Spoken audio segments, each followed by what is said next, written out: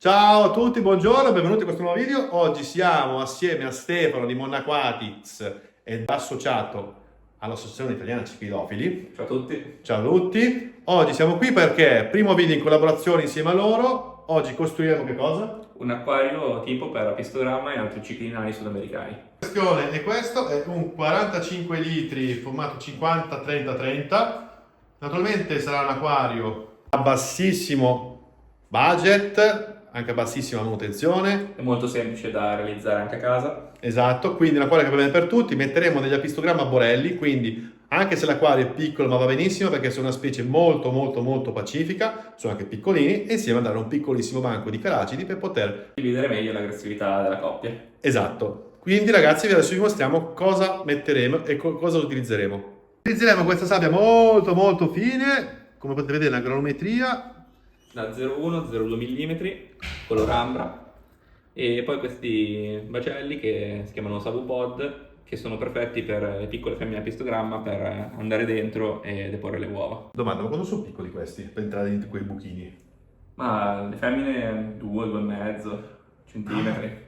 Ah, proprio piccolissimi. Sì, sono molto piccoli. Il maschio è più grande allora. Sì, il maschio è leggermente più grande, però fai conto che io ho un maschio che ha adesso 2 anni e mezzo, Ok. che è taglia massima, è 4,5, 5 centimetri massimo, Ah. contando le pinne che sono molto più lunghe anche del corpo. Ah, ok, Quindi ok. comunque è una specie molto piccola e tranquilla. Infatti per questo possiamo usare un 50x30 e non il canonico 60x30, che invece è più consigliato magari per altre specie di pistogramma e ciclinali sudamericani. Infatti di quelli che ti parlavamo l'altro giorno, di fasciata, quella tipologia che hanno Sì, bisogno esatto. di acquari più grossi. Sì, il problema delle fasciata è che essendo arenici devi mettere magari un maschio e più femmine, quindi hanno bisogno di più Molto spazio per spazio. far creare i territori anche poi alle singole femmine. Ah, perché sono territoriali anche le femmine? Sì, quando hanno le uova il maschio diventa quello sottomesso e la femmina diventa la dominante. Invece prima di riprodursi è il contrario, è il maschio che picchia la femmina per cercare di convincerla alla riproduzione. Quindi come i caucatoide. Esatto, È successa la esattamente. cosa che la femmina mi ha seccato il Sì, maschio. anche loro sono arenici, infatti quando devono riprodursi è il maschio che picchia la femmina Sì, che voglia infatti. riprodursi. Una volta che hanno le uova e i piccoli, è la femmina che si occupa poi dei piccoli, il maschio diventa un pericolo perché potrebbe mangiare i piccoli per cercare di riprodursi di nuovo, Ok. e quindi la femmina per scacciarlo va a picchiare il maschio.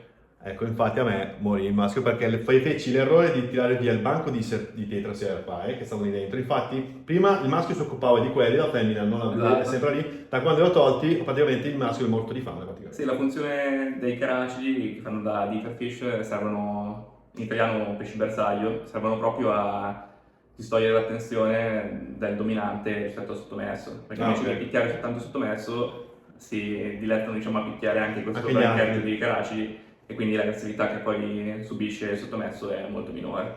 Ottimo. Questa è una cosa che su internet non la trovate, attenzione, perché quando ho presi l'apistogramma questa nozione non c'era, ma infatti è successo che poi mi è morto il maschio. I cucciolini, qua ce l'avevo nell'acquario 180 litri, sono ormai c'hanno 1 anno e mezzo, sono adulti, però questo dettaglio mi ha fatto sì che dopo ho perso il maschio per questa piccola, diciamo, nefandezza che non trovi su internet, sulle guide, ma tante volte bisogna chiedere ad allevatori perché queste precisazioni in rete tante volte non le trovi. I che utilizzeremo, che abbiamo utilizzato, sono dei mopani che sono nelle nostre vasche da una fracassata di tempo, avranno questi qua addirittura a 5 anni, chi 4, chi 6, quindi e questi qui idem, quindi sono stati già sono mantenuti in ammollo da mai da qualche settimana, quindi possiamo mettere in vasca, hanno già anche dei batteri all'interno, quindi avvio molto easy. Adesso ci divertiremo off camera a capire come fare. Sì, questi legni poi sono perfetti perché sono molto cicciotti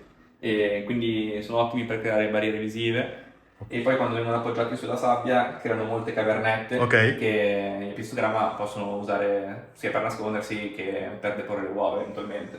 Ottimo. Comunque prima ci siamo dimenticati di dirlo, ma è molto importante usare sabbia fine con il pistogramma perché sono microgeofagini, e questo vuol dire che hanno il comportamento etologico di mettere in bocca la sabbia, filtrarla e farla uscire dalle branchie per cercare il cibo. E quindi se si usasse una granulometria più grossa o ancora peggio del ghiaino non riuscirebbero a fare questo loro comportamento naturale.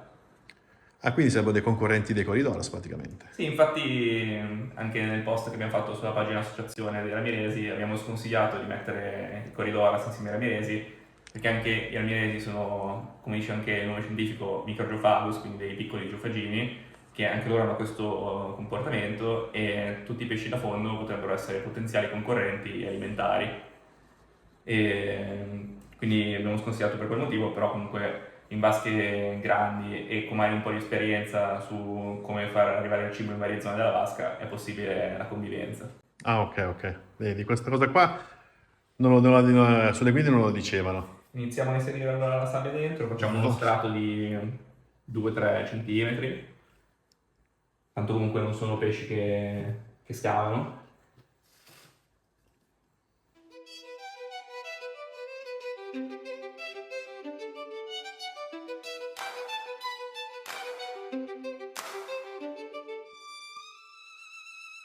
Adesso mettiamo un po' d'acqua per poter liberare la sabbia, così almeno eliminiamo le bolle d'aria e quant'altro. Guardate che bel colore, spettacolare. Nel frattempo stiamo facendo bollire questi bellissimi baccelli di Salupod, ecco, che poi li mettiamo qua dentro, perché se non li facciamo bollire, naturalmente non andranno mai a fondo, cioè ci andranno ma ci piegheranno parecchi giorni. Adesso iniziamo a fare... Aspetta, vai a inquadrarmi la prima, non so. Adesso iniziamo a fare la parte della scape, che deve essere composta da legni piuttosto grossi per fare una barriera visiva nella parte bassa, dove poi il pistogramma nuotano per la maggior parte del tempo.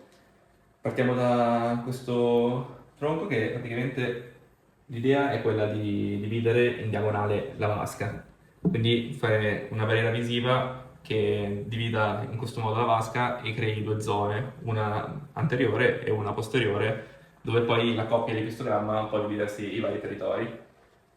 Adesso mettiamo questo, poi aggiungiamo anche altri tronchi, le piante, che faranno tutte parte poi dell'acquario e fanno la funzione della barriera visiva. Come dicevo prima, questi legni sono perfetti perché oltre ad essere appunto molto spessi, quindi fare la funzione di barriera visiva, quando vengono appoggiati sulla sabbia, poi fanno un sacco di cavernette dove gli apistogramma possono andare dentro a nascondersi o a deporre le uova e potremmo anche quasi non mettere i bacelli, però li metteremo lo stesso. Infatti, che bella caverna che si è creata sotto, c'è proprio il vuoto. Esatto. Spettacolo.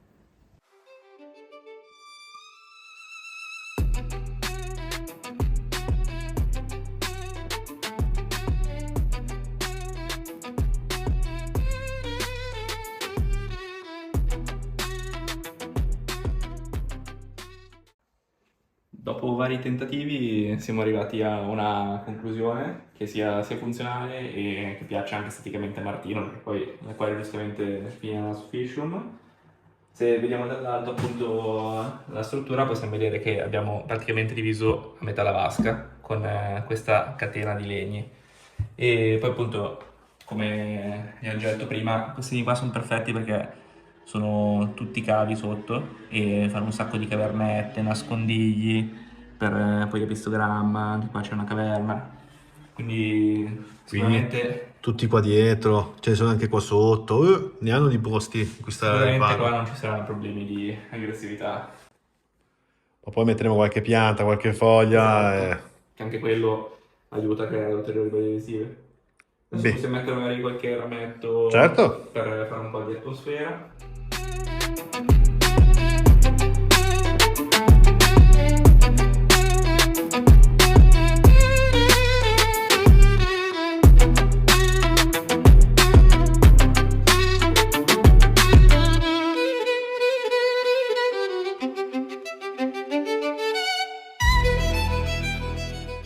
Abbiamo messo anche dei rametti per rendere il tutto più naturale e fare un po' di atmosfera. Quando mettete questi rametti qua non hanno una funzione vera e propria, è solamente estetico e vi consiglio proprio di buttarli dentro più a caso possibile in modo che quando cadano naturalmente in una posizione più naturale possibile. Adesso andiamo a inserire le due tane.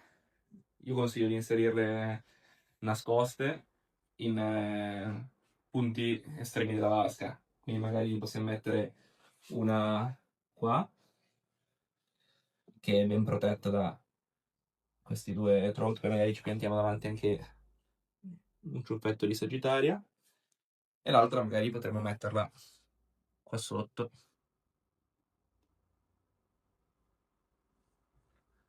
Vabbè, qui ci sta alla grande. Così appunto la femmina può nascondersi dal maschio quando deve cominciare a riprodursi senza grossi problemi.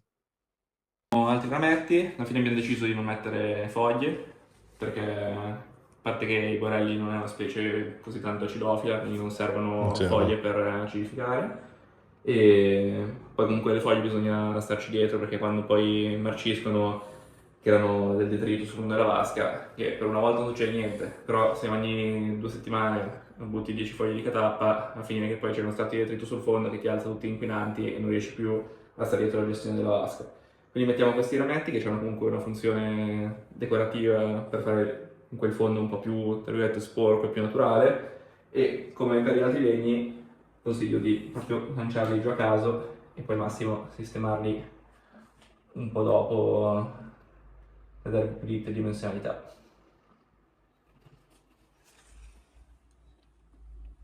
Molto bello. Faccio un'altra piccola precisazione, come tale si possono usare oltre ai savupod anche delle noci di cocco forate. L'importante è che il foro sia un po' piccolo, quindi magari seppellite un po' nella sabbia, e poi si possono usare tagli in terracotta che sono fatte apposta per il pistogramma, che imitano un po' la noce di cocco, però solitamente hanno il foro sopra, quelle sono perfette, oppure delle noci di badam, però con l'apertura un po' socchiusa. Ok. Adesso spostiamo l'acquario di là senza rompere il legame. L'acquario potrebbe essere finito già così, però comunque abbiamo deciso di inserire anche delle piante, e visto che i borelli sono paraguayani o uruguayani come origini, abbiamo scelto 2 piante in biotopo che sono la Sagittaria subulata e l'Egeria densa. Questi steli andremo a metterli nella parte frontale, sparsi nella parte frontale, e poi tanto con tempo prenderanno poi il loro piede. Andiamoci di pinzette. Anche queste cercate di metterle più randomiche possibile se volete dare un effetto naturale. Queste piantine qua non hanno bisogno di un fondo fertile. No, al massimo quando poi si crea proprio il gruppo di queste piante qua, se si mette sotto una pastiglia fertilizzante, ovviamente male non fa, però io li ho senza il fondo fertile, ormai c'ho l'acquario invaso praticamente. Se non mettiamo le foglie di catappa che poi fanno detrito, non sporcano molto. Sì, che poi alla fine dei conti, se metti lì, basta Tu so che solo. vuoi mettere comunque un filtrino d'aria. Sì, sì, Certo, sì. un filtrino a cascata, Sì, sì. e il filtro a cascata comunque fa un po' di circolo sul phon.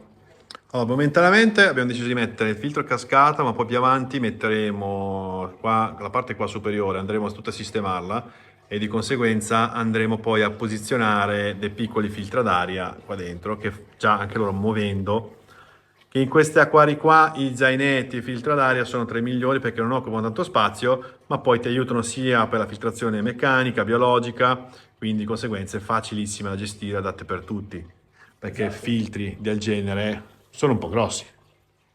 Abbiamo messo la Sagittaria, adesso andiamo a mettere l'Egeria. Pensavamo di metterla in questa parte da dietro, abbiamo lasciato appositamente libera. Quindi adesso andiamo a mettere insieme qualche ciuffetto. La cosa bella di questa pianta, ragazzi, che naturalmente potete anche tagliuzzarla, è una pianta che viene chiamata anche peste d'acqua perché Sì, diciamo che cresce molto velocemente, infatti poi ogni tot si consiglia di andare a tagliare le cime e di ripiantarle, perché sennò la parte sul fondo diventa un po' brutta. Adesso poi qua non abbiamo tantissimi steli, però poi vedrete nella parte 2 probabilmente di questo video, quando ci sarà sicuro. l'inserimento dei pesci, che le piante saranno esplose. Ci impiegano davvero davvero poco, eh. Parliamo di robe di giorni. Queste piante, se hanno un po' leggero, soprattutto nelle fasi di avvio, crescono a livello esponenziale. Cioè, basta un ciuffettino, vi potete riempire l'acquario in pochissime settimane. utilissima, pianta facilissima, costa anche poco, è una pianta che naturalmente è utilissima per la filtrazione anche biologica dell'acquario stesso perché assorbe una marea di inquinanti e di sostanze nutritive dell'acquario stesso e poi è una pianta in cui con le sue foglie, se è cresciuta bene, attenzione, è molto compatta le foglie e danno anche tantissimi ripari anche per futuri avannoti, microrganismi, per una marea di Esatto. esseri viventi. E adesso comunque lo vedrete un po' spoglio, però poi quando prenderà piede la parte qua dietro sarà tutta piena di ageria e anche le piante comunque svolgono la funzione di fare da barriera visiva. Esatto, ma infatti noi abbiamo deciso sto giro di pitturare la parte inferiore proprio per creare una barriera visiva per i pesci in modo tale da dargli una sicurezza in più perché l'acquario come quello che vediamo lì non l'abbiamo fatto e infatti può essere causa di stress per i pesci stessi a meno che non c'è un muro di piante che adesso non c'è che potrebbe poi col tempo causare un po' di stress, ma adesso noi col muro che abbiamo creato e le piante, naturalmente i pesciolini si sentono molto molto più sicuri. Allora, abbiamo riempito la vasca, purtroppo qualche rametto galleggia ancora, però poi ci penserà Martino a sistemarlo nei prossimi giorni quando fonderà. Adesso abbiamo deciso di ultimare la vasca con delle piante galleggianti, in questo caso il Limnobium melivigatum, che mettiamo solo 3 piantine, ma come tutte le piante a crescita rapida, in pochi giorni ci sarà la superficie piena. E queste più che altro hanno la funzione di schermare un po' la luce e di far sentire più sicuro i pesci sotto.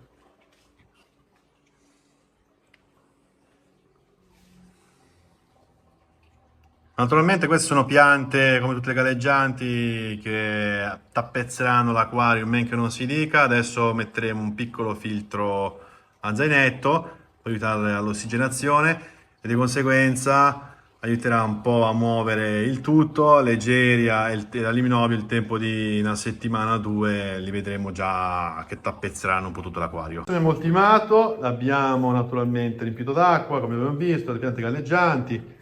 Adesso aspettiamo che la natura faccia il suo corso e naturalmente ragazzi per ora abbiamo finito con la costruzione del layout. Ragazzi, innanzitutto ringraziamo Stefano per questa avventura, per questa nuovissima collaborazione che sarà il primo video di tanti altri perché in futuro avremo altri progetti però una cosa alla volta naturalmente. Per ora questo video sarà un video episodio perché naturalmente oggi abbiamo costruito il layout, non vogliamo fare un video da un'ora, un'ora e mezza perché non ci sembra il caso, anche perché nessuno se lo cagherebbe di striscio secondo noi, quindi per ora, tanto poi Massimo lo tagliamo. Allora, innanzitutto ringraziamo ancora Stefano, ringraziamo l'Associazione Italiana Ciclidofili per questa nuova opportunità, per questi nuovi progetti, naturalmente per la collaborazione. Vedrete contenuti nella loro pagina, con dei contenuti informativi in cui vi spiegano bene ad hoc il tutto, nella nostra poi vedrete il tutto, il classico reel, come viene costruito l'acquario, eccetera, eccetera, e poi uscirà il video su YouTube in cui naturalmente ragazzi facciamo vedere cosa abbiamo fatto e con tutto il resto. Grazie per essere stati con noi, grazie per essere stati con questo nuovo video, se il video vi è piaciuto lasciate un mi piace, commentate, iscrivetevi sia nella nostra pagina, anche la pagina sia di Stefano che dell'Associazione Italiana Ciclidofili, che qui sotto troverete tutti i vari link. Naturalmente ragazzi, grazie per essere stati con noi Stefano. Grazie Martino. Ci vediamo al prossimo episodio in cui andremo a mettere i pescetti. Ciao ragazzi, alla prossima. Ciao!